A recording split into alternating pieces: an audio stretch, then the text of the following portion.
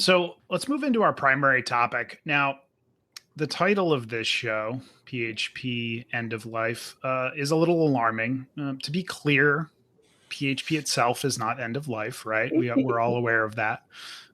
Somebody's going to send a message like, oh, God. No, you're okay. PHP 7 is end of life. And to be more specific, it's end of life at the end of, next month, right? November, I think 28th is the date. Josh, can you correct me if I'm wrong and then kind of explain a little bit more about PHP 7's end of life? Yeah, I mean, it's pretty much right.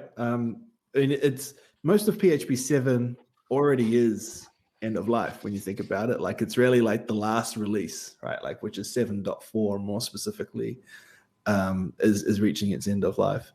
And that is, I guess, the end of life of community support. So, they've already finished feature development or bug fixing, addressing that a long time ago, about a year ago. And it's really just been doing security fixes by the community. That's the part that's reaching end of life in end of November. And that's kind of like an important thing, right? Like, security updates will not continue after November. So like, if you're still using it, you're pretty much on your own to kind of like forage for those security issues and patch them and update them yourself, right? Yeah, that's right. You're at risk. So today, if there is a security vulnerability identified in PHP 7.4 or in PHP in general, right? So often vulnerabilities are reported to the community, and there's and Drupal, by the way, has this same kind of workflow.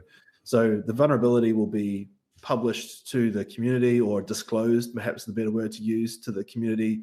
The security team will review that, and then they will address it. And they will look at that typically across all of the supported versions of PHP they operate at any given time.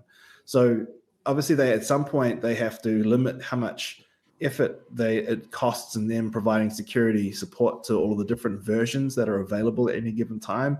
And so they have security coverage for supported versions, which is what basically means when that vulnerability comes in, they will look to only apply, or at least review, the security vulnerability as it pertains to those supported versions.